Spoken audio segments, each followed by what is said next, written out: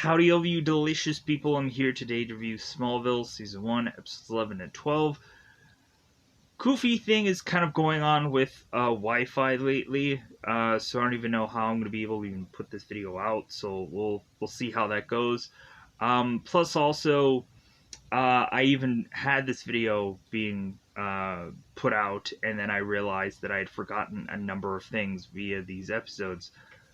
Really just going on and talking and forgetting about the whole situation with Hardwick, that relationship between her and Lex had resolved, as well as me also kind of forgetting about the whole Clark within this episode being more mortal within episode 12, and him going on and getting bruised ribs, and eventually having that whole dialogue with Lex about the hammer, which hopefully I eventually will remember when we go on into spoilers of this episode.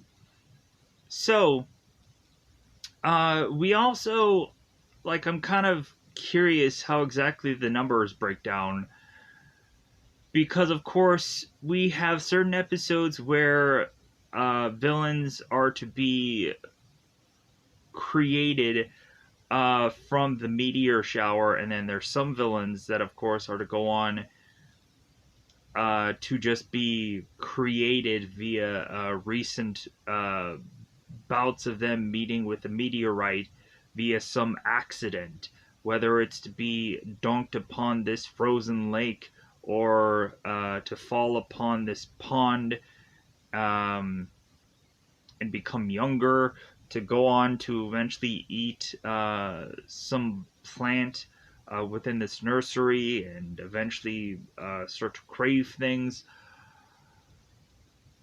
or eventually going on and just being a scarecrow left out onto the field, and a meteor shower happens, calling out the pilot. Or you have the coach who's in a sauna, and eventually he gets his powers that way. I know not all of those are to be accidents, but I mixed it up a little bit there. So it seems that we probably have an even split wildly, though, with meteorite characters via accident characters within these 12 episodes. Because there were certain episodes where, of course, we just had common Joe Schmo characters that didn't have powers whatsoever, and they ended up becoming the villain of these episodes. So, anyways, we, of course, in episode 12, we not only have a comic book villain, which is actually Parasite, being added into episode 12, but I think a lot of people are simply going to get confused when looking at Shawn Ashmore via episode 12, because Shawn Ashmore, of course, is to have a identically twin brother who ends up being called Aaron Ashmore, who is to also be involved in this show as Jimmy Olsen. So a lot of people will be thinking, well, wait a minute, hey, didn't that guy already, come onto the show and have a role before that? Because there's also a time where Eric Summers does come back with Jonathan Taylor Thomas to eventually be in a psych ward, I believe, where he, of course, is to try and escape with Jonathan Taylor Thomas's character, coincidentally, while Lex is to also be in this mental hospital at the same time, because Lex had lost his mind at some point. So we have Eric, who is to kind of be a recurring character, but then also we then have his twin brother, who also ends up being involved in the show in the later seasons. I guess they just figured, oh, no one would probably remember, which everyone did. So with that said, yeah, let's just go on and try to cover everything that ends up happening within these episodes. So let me know in the comments below if I forget anything, because I'm sure that there probably will, because there's going to be, this second time around, there might be some things that I may remember, whereas previously I probably forgot, and so on and so forth. So with that said, let's double five this bad boy up.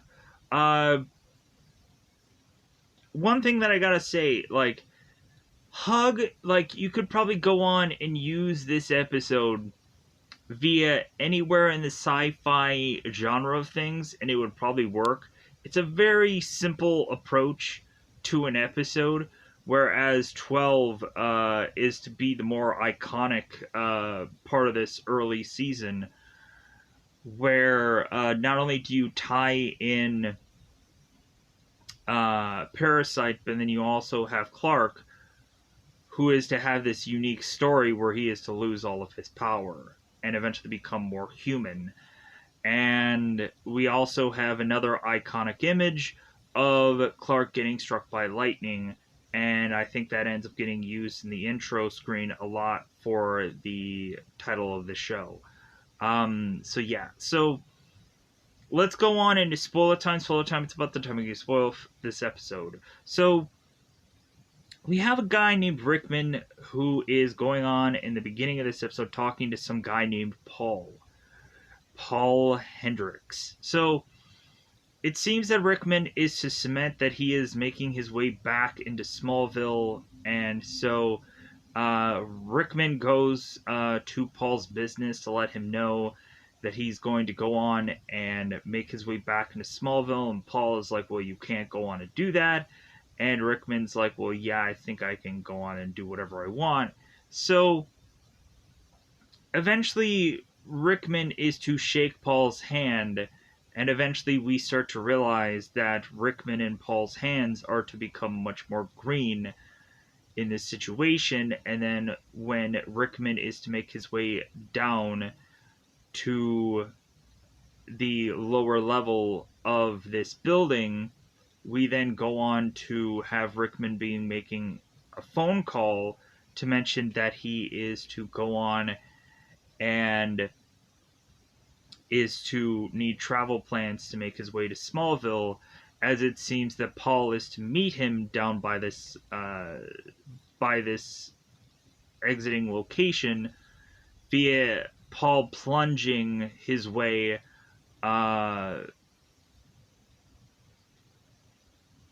to crash into this taxi, meaning that this guy had fell to his death to then be killed via the impact of him hitting this taxi. Because we find out that Rickman has powers of persuasion, or, like, to me, like, this kind of feels like a wish fulfillment kind of episode, but in reverse, where instead of Rickman going on and giving anybody what they wish, instead Rickman is to do whatever he wishes to eventually have certain people dealing with the after effects of this later. So we then have theme, title, and so on and so forth being played right after Rickman is to go on and mention that he is to, of course, be making plans to go on to Smallville. So let's go on via episode 11 here, and I don't think it actually happens in episode 11, but I want to cover this anyways. Let's kind of wrap up the whole Hardwick character. So in, I believe, probably episode 12, but either way, like, I'm going to say this regardless, we, of course, have Lex, who is dealing with, of course, Hardwick here. And so, come to find out, we, of course, also still have Lex dealing with the whole pilot situation, meaning the whole time that Clark was to get hit with that car. So Roger Nixon is to go on and give Lex this information that it's impossible that Lex could have survived that crash unless Clark is to have some kind of superhuman ability. There's no way that Clark could have survived. And eventually Lex is to ask Nixon, well, how did you come across this whole information? And Nixon is like, well, I have my sources. And Lex is just like, I don't know about that. So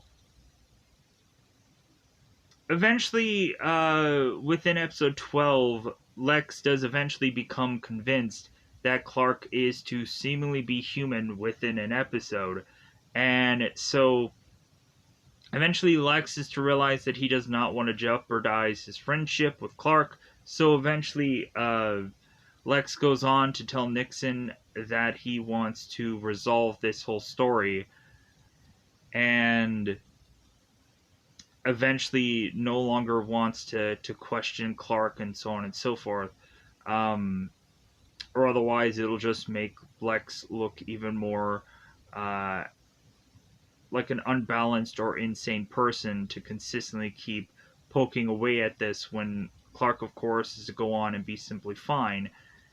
Even to the point where Clark, when he has bruised ribs in this episode, makes a joke about, like, well, hey, Clark, maybe, or hey, Lex, let's go on and have you now hit me with your car and see what happens.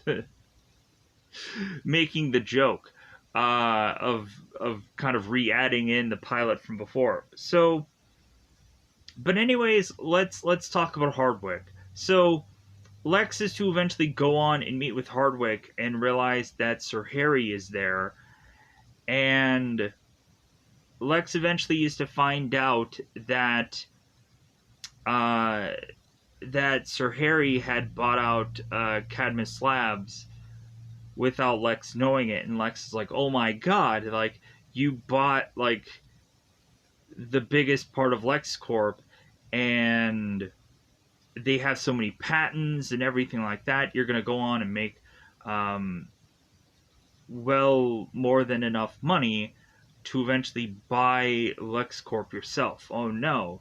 And Hardwick is to mention to Lex that this was just a business proposition and nothing more than that.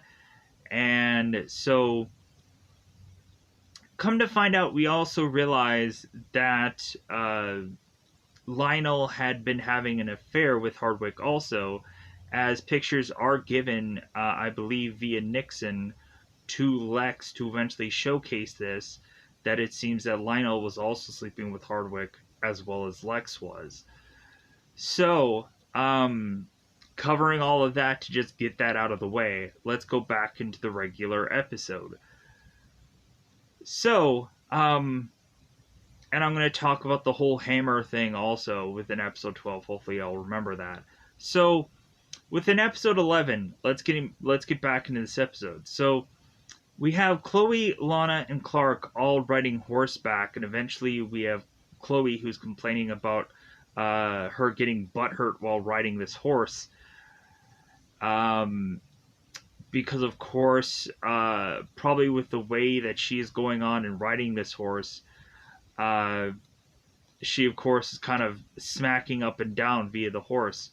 And if anyone is to go on and watch the show Yellowstone, we have a moment where Kevin Costner is going on and telling the person, it's like, hey, like, you need to ride the horse, or instead of the horse riding you.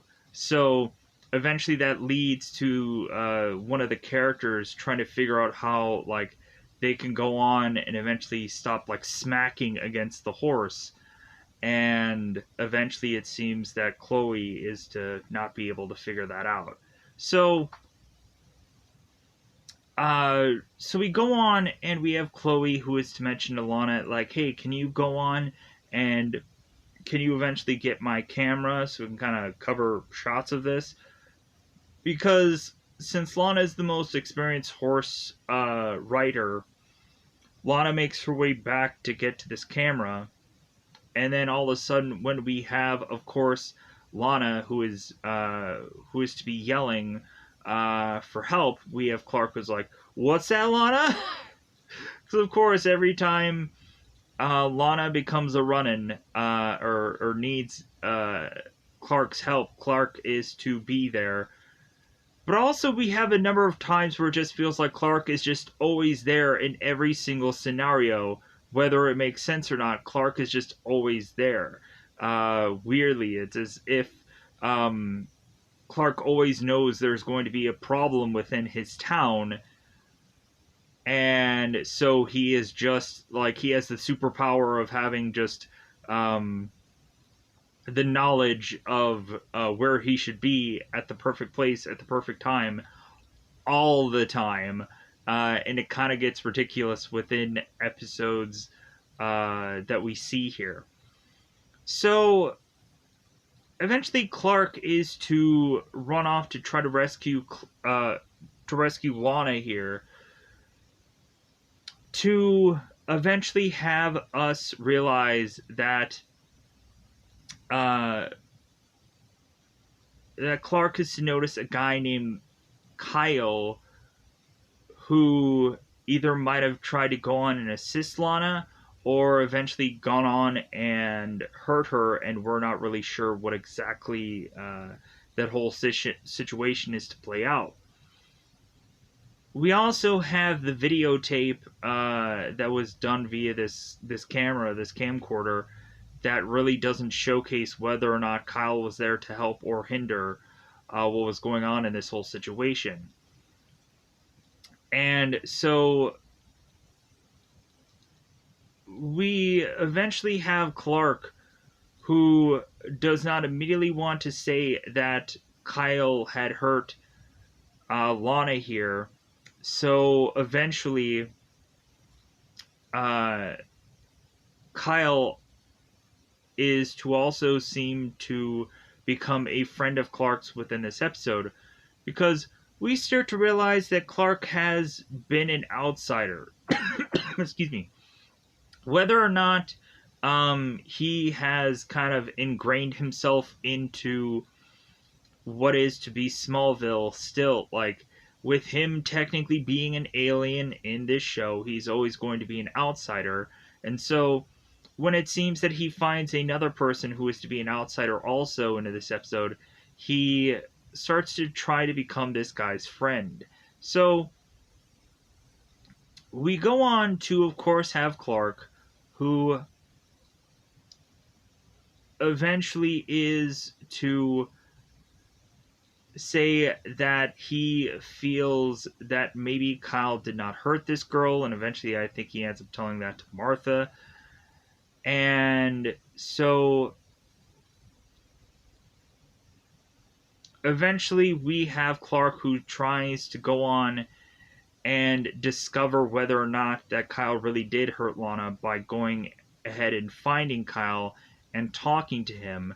And Kyle is to mention how he always ever wanted to just be left alone, and like at this moment, like he also wants that same kind of privacy.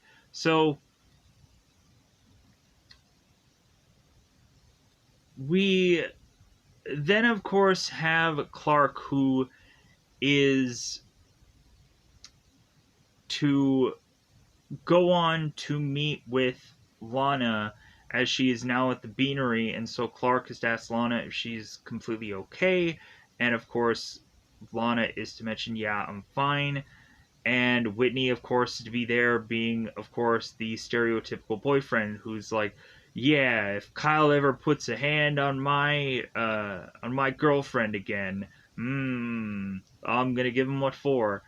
And so we go on to have Kyle, who is to make his way back into town, because we have Rickman, who is also to be within this bar. And so the conversation between both Rickman and between both Kyle, really the focus upon it is that Rickman may be kind of fearful that Kyle is to be back in town as well as he is. And so Kyle is to kind of prove that fact by saying, like, well, hey, like, if you're not afraid of me at all, Rickman, go ahead and shake my hand. Because come to find out, Kyle is to have the exact same power as Rickman does. So eventually, Rickman decides to not go on and shake Kyle's hand here. And come to find out that these characters are to also had been able in the past to be friends, where they had both become salesmen. And after the meteor shower, it seems that their powers had kicked in, and they were to be able to make all kinds of deals to, I guess, go on and buy off Kyle's retirement in seclusion, and have Rickman eventually become this big, huge, lavish businessman. That eventually, when Clark is to ask Lex about Rickman, Lex is to go on and eventually say, like, yeah, this guy is to be unstoppable. And eventually Lex goes on and asks Clark, it's like, well, do you think that there's, like, some kind of thing about Rickman that eventually is to go on and kind of give him the edge to be able to make all these deals? And Clark doesn't really come up with a clear answer for that. But anyways, so Clark ends up eventually seeing Kyle into town, and so Clark is to offer Kyle a ride home, and Kyle is to ask Clark, it's like, why are you being so nice to me? And Clark is to mention, it's like, well, I know what it's like to be like you, Kyle. So we go on, we have Whitney, who is to eventually see Clark and Kyle, and so we, of course, have Whitney going on and telling Kyle that if you ever touch my girlfriend again, like, I'll come after you, kind of thing. So Rickman, of course, still overhear Whitney and him being upset with this whole situation. So eventually Rickman is to shake the hand of Whitney to eventually convince Whitney to make his way to this trailer to then attack Kyle later on. So we, of course, have I'm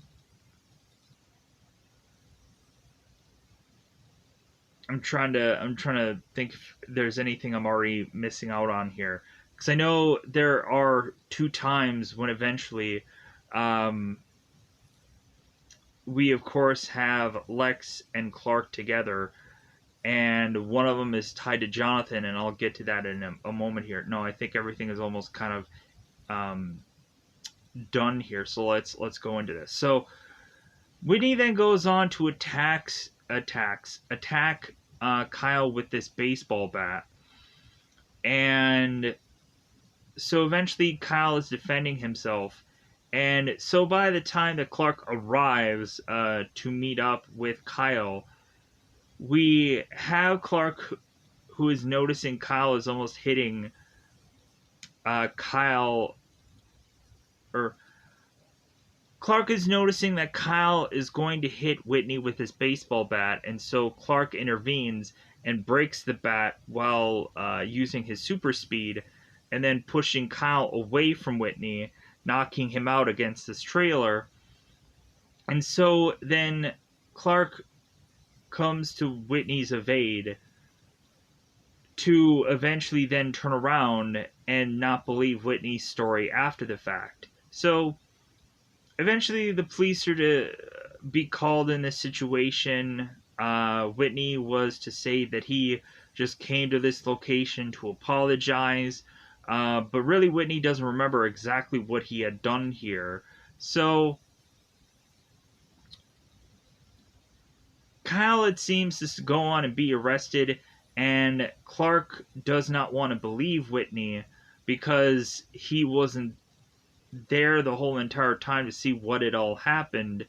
And so Clark wants to also believe Kyle's side of the story as well as Whitney's, because of course Kyle was to also say that he was to be attacked by Whitney, and so Clark is just having a difficult time figuring out who to really believe here.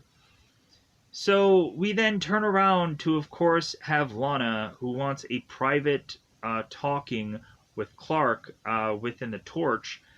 And so Lana goes on to eventually tell Clark that she thinks that maybe the whole reason why Clark is to want to believe Kyle's story is simply because, in a very certain amount of words, that that Lana tries to hide a little bit with dialogue here. Lana is to go on and say that the only reason why Clark is trying to believe Kyle's story is because uh, Clark is to still be wanting to get Whitney out of the way so Clark and Lana could be together in so many words. But Clark is to go on and say it's like that's not it at all. Really, what Clark is to believe is that Clark is to now become like one of those like alien FBI agents that of course are to be those kind of characters that when no one else believes a person's story, this guy comes in and is like, well, hey, tell me that story again, and I don't care who went on and laughed at you before. I'm going to go on and take your story verbatim and believe it, because I've kind of had my own kind of journey through life as well that has led me to kind of believe the unbelievable.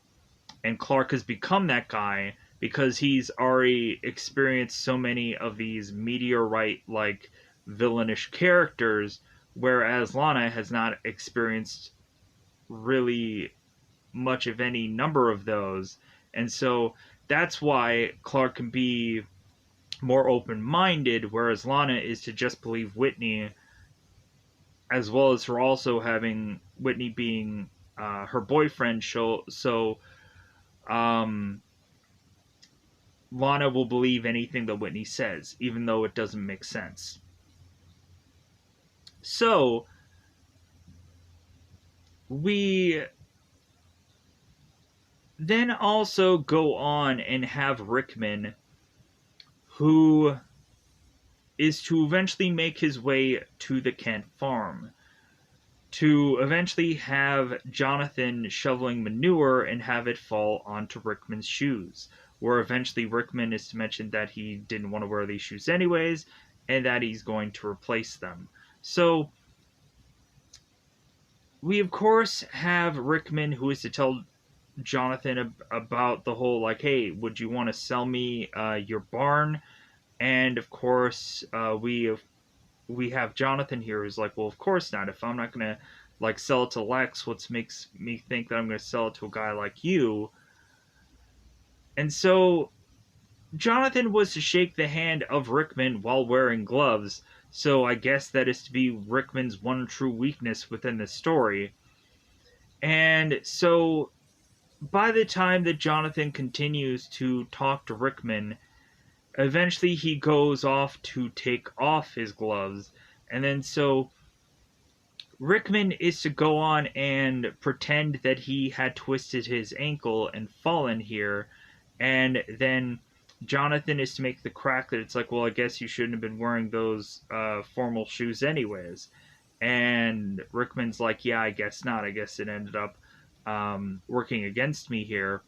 But then Rickman is to go on and ask for a hand for an assist to help him up after he was go on and twist his ankle. And that, of course, is when Rickman is to go on and eventually force Jonathan to sell the farm. We end up going on to see that Jonathan has a paper of the signed deed, and Martha is now furious with Jonathan, and Jonathan's like, I don't know how this happened. And so Clark is to go on and take this paperwork to eventually go to Lex to hope that Lex can go on. and convince via these lawyers that Rickman should not go after this Kent farm.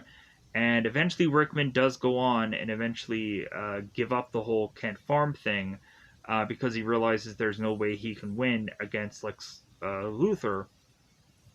But then eventually we also have Rickman, who is to go on and want to shake the hand one more time of Lex's, or try to attempt to, because Lex has been evading him this whole entire episode. Be like, no, I'm not going to shake your hand. No, like, no, I'm not going to do this. And of course, Lex being the smart character here. So we go on to, of course, have Kyle, who is still in prison here. So come to find out, we have a moment where we find out that Kyle is to also have the same power as Rickman here, as Rickman is to go on and shake the hand of one of these police officers to try to have an assassination attempt to be taken on Kyle. And what ends up happening is that Kyle is to go on and shake the hands of one of these deputies as he's saying that Kyle is now released. And so Kyle ends up switching the outfit with this deputy to disguise himself as this officer, feeling that Kyle may be in jeopardy here because there may be somebody that is coming after him, which is the truth. So Clark ends up stumbling upon Kyle possibly getting killed here, and so Kyle is to now be protected by Clark, who is chasing after this bullet, but not so quickly that Kyle is to completely miss this bullet. It seems that Kyle does get shot once, and then eventually is to be protected via this vehicle to dodge all of the other bullets flying at Kyle here, which would lead to his certain death. But Kyle does not die here. He instead goes to Lex's mansion with Clark to eventually get his wound sewn up by some doctor that is to also have a pass with Lex, as this guy was to be some kind of motorcyclist medical doctor that is to be this on-call doctor that is to kind of be this kind of hush-hush doctor within this situation, that it seemed that Lex had gotten stabbed before, and this doctor had been there to sew him up within this backstory. So we eventually go on to have Clark and Lex try to figure out the backstory of Kyle here, and so they end up going with Chloe to eventually figuring out that both Rickman and both Kyle had been salesmen in the past, and they had been the best of friends, but eventually somehow their relationship dissolved. And so they're like, oh, okay, well, we have to go on, and we have to go back and ask Kyle about him eventually going on and getting superpowers. And so eventually Lex lets it slip that he, of course, is to have Kyle with him, and Chloe is to want to go with them. So eventually we have Clark, Lex, and Chloe, who are to eventually make it to the Lex mansion to find out that Kyle is now gone, and eventually the nurse that is watching over Kyle supposedly has no memory of Kyle even being there. So Lex is like, oh my god. So eventually it seems that Clark is to figure out where Kyle, of course, had headed to. Because, of course, we have it where Clark immediately figures out it's like, well, he's probably going back to his trailer to get his things and leave. So Clark and Chloe make their way to meet up with Kyle, and so we eventually have Kyle, who confesses his powers to Clark, saying that Rickman is to, of course, be a dangerous man, and anytime he is to shake the hand of anybody, that eventually this will lead to trouble.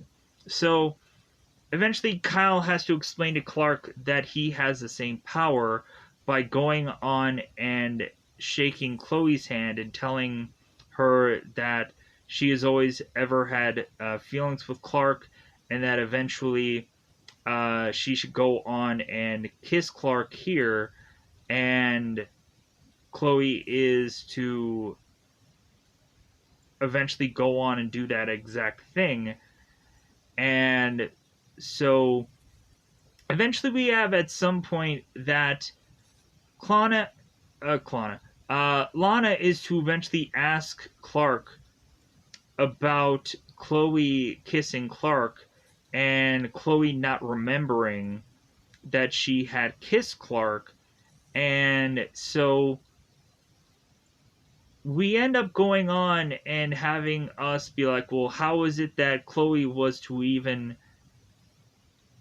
like tell this story, or how did this story end up getting out if if Chloe usually doesn't remember, as well as a number of other people, unless maybe Kyle had told her that she had done this.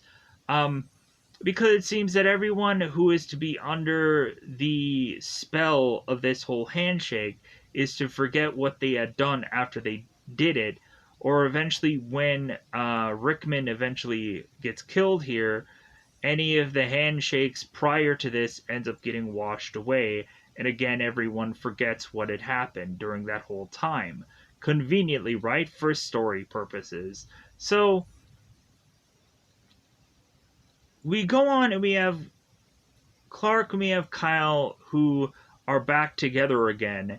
And so this eventually leads Clark taking Kyle to Lex to eventually go on here to have Lex saying like, hey, like, I have a number of people at the Inquisitor, and everyone's going to want to put out this story of Rickman having this power of persuasion. And so we go on here to have both Kyle and both Clark, who eventually go on to get into this car, and we all of a sudden have Lex who's pouring gasoline all over the car, do. And so all of a sudden we now have Clark and Kyle realizing that this car is now on fire via Lex going on and tossing this lighter or this match to eventually light this car on fire. And so now Clark is forced here to have to use his superpowers to break these doors off to eventually grab Kyle and free him from this car, where then Lex is to finally realize that Clark is to have superpowers here, and Lex is to be like, oh my god, I knew, like, somehow I knew, but I never put the pieces together, Clark, but now I finally know you have powers, Clark. So we have Clark and Kyle hiding out in this garage, where eventually Lex is to meet them with this seemingly more powerful handgun, that of course Rickman is to hand off to him. And so, because we of course have Rickman arrive, realizing that Lex is not getting the job done, and so eventually Lex goes on to make his way to talk to Clark and eventually shoot up Clark. And so we end up finding out that the bullets that, of course, Lex fired had left these bruises upon Clark's body, but of course we then find out that Clark is bulletproof. If we didn't already know that already, because if a guy is to be faster than a speeding bullet, then he must also be able to dodge them, and so on and so forth here. So we have Clark that was also trying to reason with Lex, but it seems that Lex cannot be reasoned with, and he absolutely will not stop until he tries to kill Kyle in this episode. as if Lex is the Terminator. So we go on to, of course, have Clark, who is to have to go on and take down Lex here to prevent him from going on and firing any more bullets. So we end up going on to having Kyle meeting up with Rickman and to try to avoid any more possible bloodshed. Kyle is to go on and shake the hand of Rickman to eventually force Rickman to shoot himself in the head. Now having it to where any of the handshaking things that have gone on before is to now be dissolved, because Kyle, of course, was to go on and say here that once anybody is to go on and get the handshake of doom, they eventually have to go on and do this mission until they do whatever Rickman was to wish or to eventually persuade them to do. We can also go on and say that for those of you who ever went on to watch the movie Wolverine Origins, we also had the same kind of person with powers within that movie. That, of course, was to be Wolverine's love interest, where she would have to go on and touch somebody and eventually persuade them to do something. And so we kind of go on and rehash that via another movie, and I think that that's also kind of interesting. So, anyways, I just realized that now. So, going on, it seems that we have, of course,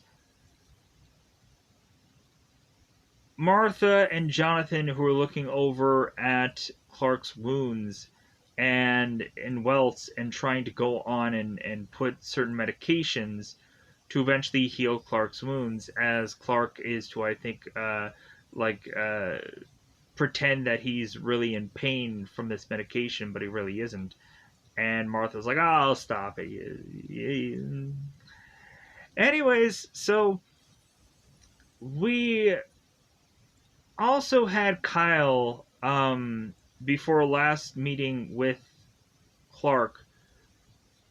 Kyle was to go on and tell Clark that he should never go on and eventually hide away, that like Kyle had done, to eventually avoid people for the rest of his life because he has powers. That Clark should go on and eventually go on to do great things because he knows that he will. So we of course have Clark, who again is to ream it up with Lex to eventually finally have that line that Lex, or in this case Michael Rosenbaum, has been saying numerous times within Talkville, and then we finally get to this line that Lex has been saying here about our friendship will be the talk of legend, and that Clark is to say this because he ends up saying to Lex that it's like, well, hopefully what had happened within this episode won't have any problems in the future with our friendship. And eventually Lex is to go on and say that that their friendship will be the talk of legend and so on and so forth, and kind of saying that no, they're always going to be friends, it seems, no matter what, even though eventually somewhere down the road that may not exactly be true, because eventually Lex will eventually have Lana, and that's where the rift starts to happen, as far as jealousy and so on and so forth. So now let's go on and get to episode 12, so we can get that out of the way. So with episode 12, we go on to start this episode with, of course, we have Clark, Pete, and Lana, Whitney, everybody going on to eventually go on to this dam to try to retrieve these rocks. Oh, we also in the last episode had the moment where when Whitney and Lana were to also be upset with Clark when Clark is to go on into the beanery to try to talk to Lex about the whole signing of the Kent farm off to Rickman. Clark is to look at both Whitney and Lana, and they are to give him the cold shoulder. And Lex is like, "Oh my god, like what happened? What happened there?" And Clark is just like, it's a long story."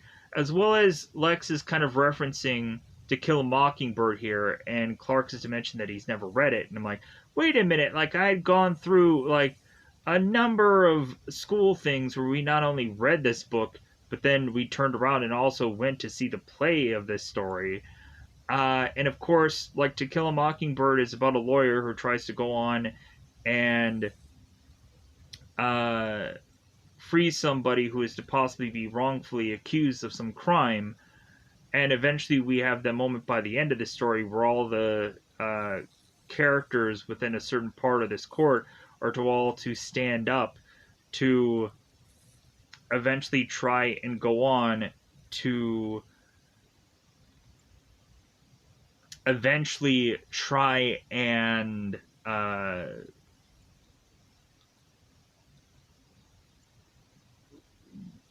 like honor this lawyer via him trying to defend this guy as best as he could, but eventually he loses in the end. So, but we also had, that's when Clark goes on and is to talk to Lex about the whole Jonathan situation, and Lex is like, what magical word did Rickman use to eventually have Jonathan sign? Because I've been trying for episodes now, and I could not get him to sign his farm away. What did Rickman do? And then that's when Lex is to maybe come to the conclusion. It's like, well, do you think that Rickman has this certain special thing about him that is to make him go on and eventually give in to Rickman, so on and so forth? And that's when Clark is like, yeah, I think I'm jumping to that same conclusion. But let's get back into episode 12. So, in the beginning of this, we of course have a dam that of course is to be with a ton of rocks, and it seems that also we have Eric who is listening to rock music. A band called Stained, and so we have Eric who's having headphones on. So we go on to have both Pete and both Clark here who are to go on and try to retrieve these rocks. And so it seems that Clark is to be able to easily find one of these rocks and eventually is to show Pete and say, hey, look, I found one of the rocks. Because supposedly all they needed to go on to do is find two rocks, but then Clark ends up finding out one of them, and so now the last thing that they need to go and retrieve is a meteorite rock, which of course Clark is to assuredly save for last, or otherwise he'll get sick. So we have all of a sudden another bully situation where it seems that Eric and a guy named Brent are arguing back and forth. And so Brent is to go on and tell Eric that luckily Eric's father is to be the teacher in this class, because then eventually Brent would go on and want to try to argue with Eric more. So we naturally assume that Eric's father, who is Mr. Summers, is going to be a nice guy and eventually try to protect his son.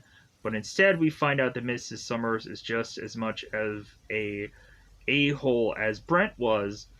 And so we find out that Mr. Summers is talking to Eric and saying, like, well, hey, like, do you have all the rocks that you need, Eric? And Eric is like, well, no, not all of them. And Mr. Summers is like, you better get every single one of these rocks, because since I'm your father, like, you better go on and have every one of these rocks by the time we leave here.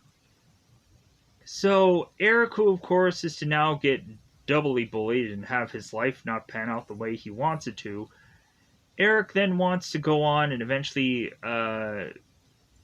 we have a number of diving situations within these episodes, and it seems that Eric is to try to dump every single one of these rocks into the dam and want to fall into the dam to possibly fall to his death here. So before that ends up happening, as we of course have Eric, who is listening to his Stained. I'm gonna have to pause here for a second. Alright, so we go on to have Clark, who is to be on this bus, and Mr. Summers is asked, did anyone spot where Eric is? So Clark runs off to eventually find that Eric is by this dam, almost falling over. Clark tries to go on and save Eric before he falls, and that ends up coincidentally leading to Clark ending up getting struck by lightning, and all of a sudden we now have Clark, who is holding on to Eric's satchel, or kind of purse of sorts, and the satchel, of course, is glowing because of the meteor rocks.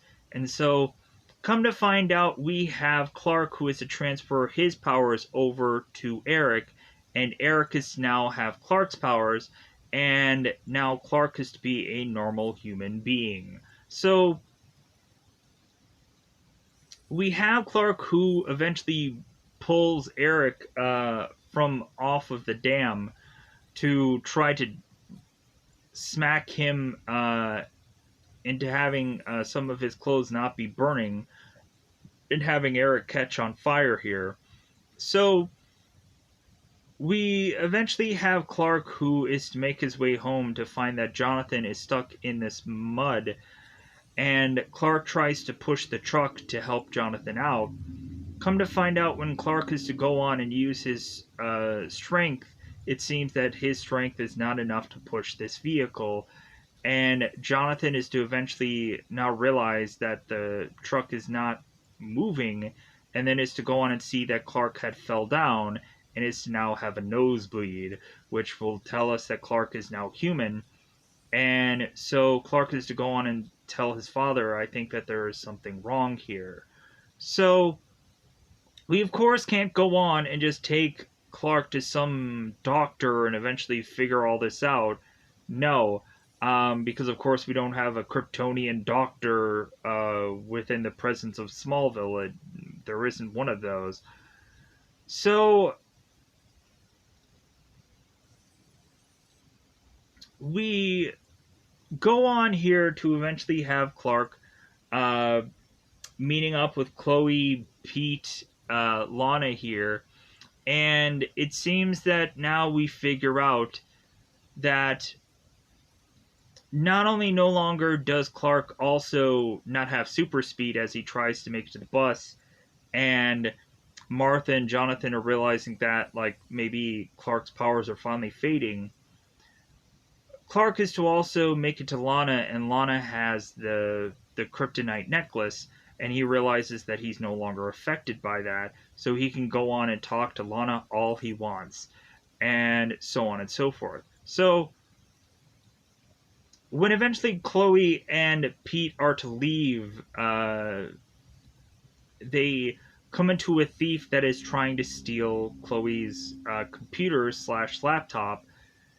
And so eventually Eric comes in to save the day. And that's when, of course, we find out that Eric has powers. We also had Clark, who was in the locker room, and it seems that he, of course, was struggling to run when he was in gym class, and Pete was mentioning, like, well, hey, man, like, before, like, you could easily, like, run without being gassed. Like, now all of a sudden you're sweating. Like, what's going on, Clark? And Clark is just like, he's happy that he's going on and he is gassed, and that, like, he is really human now. But so Clark also goes on and sees Eric, who is now within a bunch of weight equipment. And so Clark is to ask Eric if Eric feels any different. And Eric is telling Clark, no, I feel great. As Clark again is to have another nosebleed where he's going to try and clean that out. And so Eric is to go on and eventually take every single plate that is to be in onto this machine and start pounding it out and just be like, yeah, like, look at me go. So we go on and we have, of course, Eric, who is to be back with this computer thief, and Eric ends up kind of flinging this guy and taking him out, and all of a sudden everybody's like, oh my god, like this guy has powers. Let's go on and do a whole story about him, and we'll call him Superboy. So we go on and we have Parasite being called Superboy before we even get a Superboy legitimately in the show, which happens way later down the road, where we legitimately have a Connor Kent situation, but that eventually that whole storyline ends up just getting muddied up, because of course, like, they have to go on and finally, like, showcase that, like, that Clark Kent is not going to be Superboy, he's going to be Superman, and eventually that'll lead to, because we also had a whole, like, Superboy show also, that eventually had kind of Lex in it, and, like, kind of similar stories and so on and so forth. So pushing on. So we eventually have at some point where Clark is to meet with his parents to realize that all of his powers are now gone.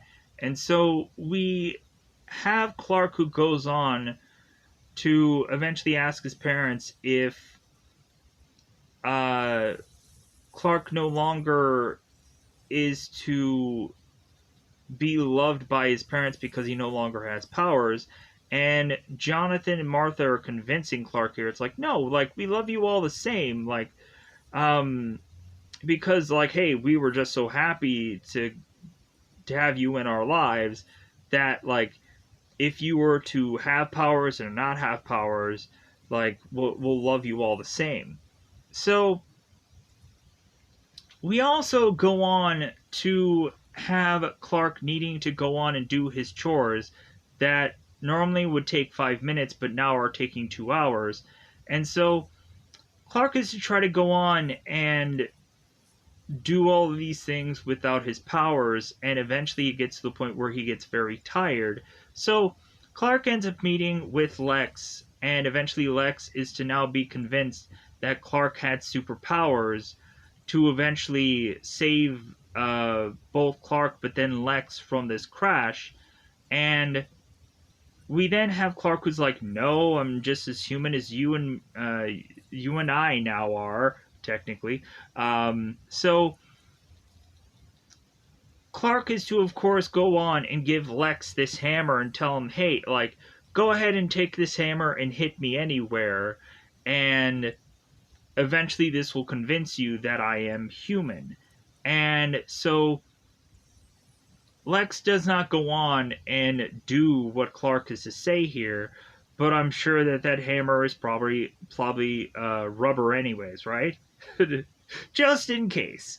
Anyways, so we eventually go on and have Pete and Clark, who are to hear that there is to be a basketball game that they can go on and play.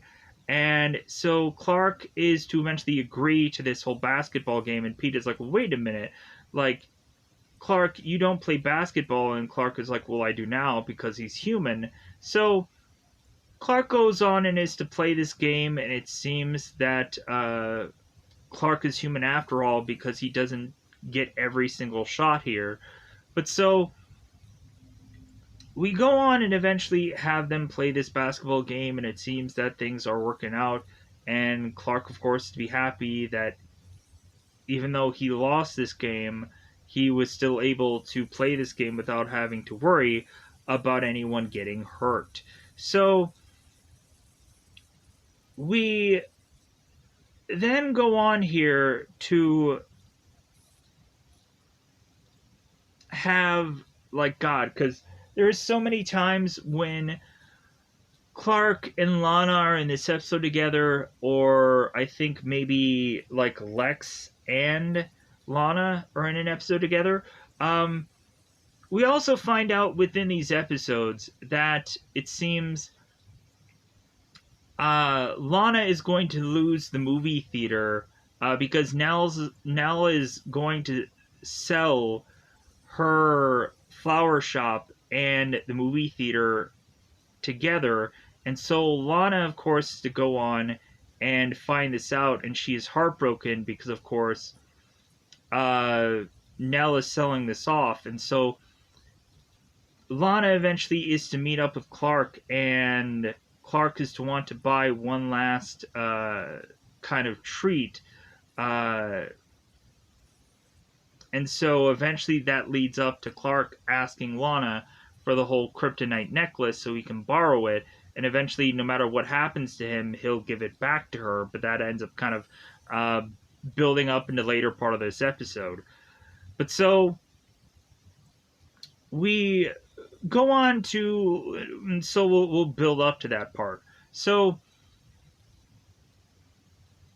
we of course have Eric, who is to start to spin out of control, and eventually is to realize that he is getting power hungry. And it seems that we have Eric, who is looking at Holly like, I want this girl, and it seems like this girl is looking at me like she wants to have me for lunch. And so Eric finally goes on to want the girl of his dreams by going on and basically telling Brent that like he can get anyone he wants whenever he wants it, kind of thing. So Eric is to go on and tell Brent here that he wants Holly and there's nothing that he can do, and Brent goes on and tells Eric that this guy is nothing. And so eventually Eric is to try to scare off Brent to the point of Brent being chased off to eventually hide under this car.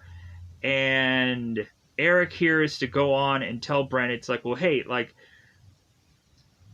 you know what, if I'm nothing, Brent, it's like, well, then what are you running away from? Like, as if he's John Cena and you can't see him.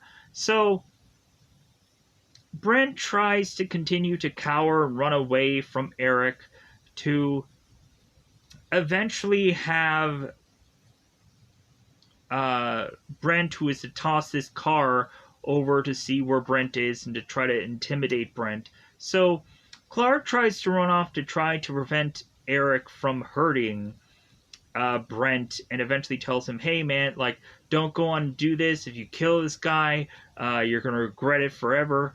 And so Eric ends up grabbing Clark and chucking him onto this car, and that's how Clark ends up getting these broken ribs.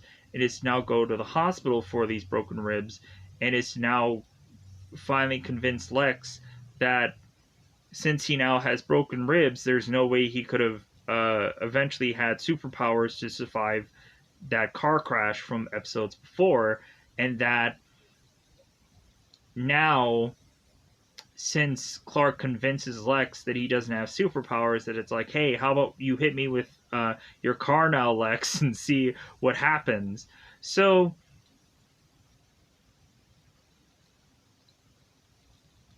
eventually, now that Eric has superpowers, we then have Eric going on to his home to meet up with his parents that now hate and fear him for some goofy reason. Because if not only we have in Ashmore as an X-Men, uh, there and have his parents hate and fear him, kind of this plays out almost exactly or identically, just like X2 in a lot of ways. So we go on and we have Mr. Summer, who now has this club and is to be like shaking this against Eric here, to just be like, hey, like you're a danger to us, and like, and you need to leave, and go on and eventually be experimented on by a number of other scientists who can go on and dissect you and figure out what you are. And so now, since Eric's parents both hate and fear him, Eric is to now to want to run off, to eventually want to get rid of his power. So we eventually have Clark, who is to speak with Jonathan, who eventually is to ask about how Eric's parents are taking him having powers, and Jonathan is telling Clark, it's like, well, actually they're very afraid of their son. And so Jonathan is to mention that the Summers parents were to eventually want to go on to have Eric run away, and that he had mentioned that there's only one place that he can go to try to get rid of these powers, and Clark immediately figures out where that is, and that of course is the dam. So Clark goes on to meet with Lana and is to eventually get Chloe's necklace, and goes to, of course, face Eric here, whether he has powers or not, because this is his responsibility, his curse, to eventually go on and try and control whoever has the power, even if it's not Clark. Because that's what Clark says to his parents, that he needs to go on and he needs to basically like police the person who has the power, and try to have them do the right thing at the end of all this. So eventually Clark goes on to face Eric here, and we go on and we find Eric at this dam, and he is to go on again and try to leap off this dam like he tried to do before. And this time around, it seems that Eric is to be completely unharmed from this whole situation. So we of course have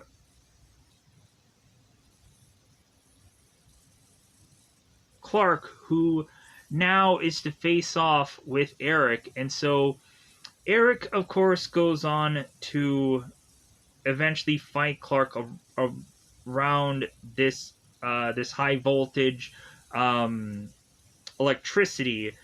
And so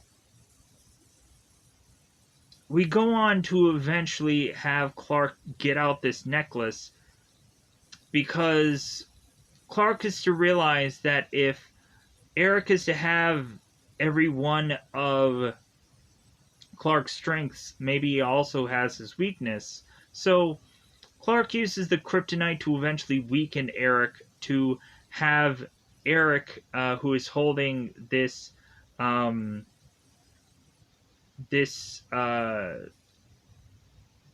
electrical wire,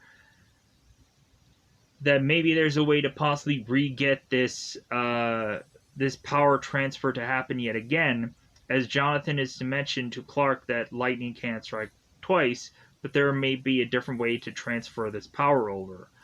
I also remember in the later seasons that eventually Lana does temporarily go on and get Clark's power somehow via some experimental thing with, I think, lightning. And so we go on to eventually have, I think, this same kind of story happen again, where eventually Lana and Clark knock boots together, because now it seems that they're on an even playing field. When eventually both Lana and Clark are in love, but eventually I think the reason why that relationship breaks up is that Clark has to have powers and he has to go on and break up with Lana. And eventually Lana runs off to eventually be with Lex. So, anyways, we go on and also have Clark, who is to have that lead uh, small chest that he ends up putting the kryptonite necklace in. And so by the end of this episode, we go on to, of course, have Clark, who gives Lana back her necklace and is to also give her the lead chest or the lead case. And then Lana is to go on. It's like, are you just giving me this lead case so you can have me wear this necklace less?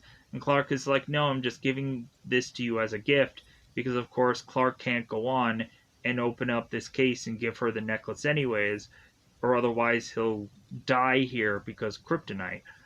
So